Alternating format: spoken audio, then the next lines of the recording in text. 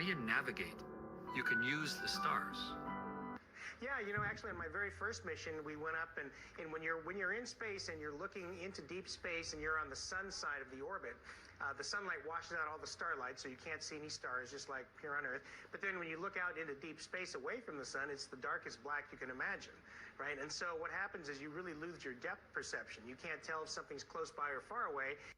Whilst from in Mark space, Cameron. This is from Mark Cameron. Whilst in space, have you ever looked away from Earth into the black void? Yeah. So because you can see, because you can see the stars. Oh yeah. You know, and pretty much all the time you can see the stars. And I had just a few things I wanted to share from this very unique vantage point. In the view outside from our cupola module, which has windows on all sides and allows us to see marvelous places, you know, coming and going, and also just gives us that perspective of looking down on the Earth and realizing that we are in an orbiting spaceship, and that when I look out at the stars and I see, you know, so many stars and planets and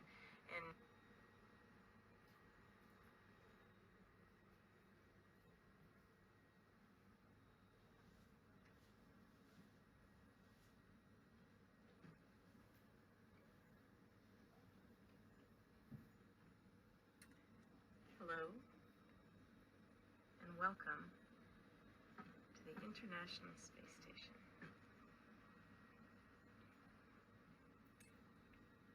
I'm Cady Coleman, NASA astronaut, MIT graduate from 1983, and this is my world, at least for the past few months and another month. Really happy to be here with you today and to share this place with you. I'm very privileged to live aboard the International Space Station and commute to work here every day. And I love pretty much every single minute of it.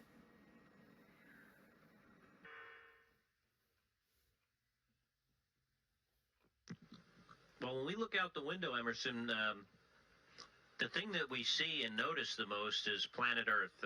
Some of our best windows face the Earth, and it's very blue and very beautiful. So it's what we look at the most from the window. But we can also see stars if we're on the dark side of Earth, and planets. The sky is a deep black when viewed from the moon, as it is when viewed from cis-lunar space, the space between the Earth and the moon.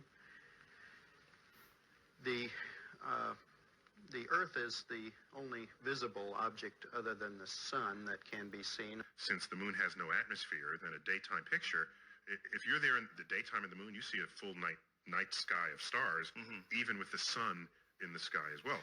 We were never able to see stars from the lunar surface or on the daylight side of the moon by eye without looking through the optics.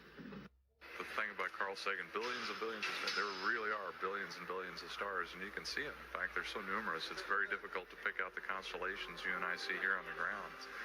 And I live in Colorado, and you get up on a clear night in Colorado, up in the mountains where there's no light, and you can see all these stars. Well, multiply that by 1,000. That's what it's like in space. And then when you're outside doing a spacewalk, and you have that one or two opportunities where you can let your eyes adjust, you can start to notice that some of the stars have colors we don't see here on the ground. The biggest visual surprise was just how black the sky was. You have a brilliant sun, brighter than any sun you normally would see, even here in New Mexico.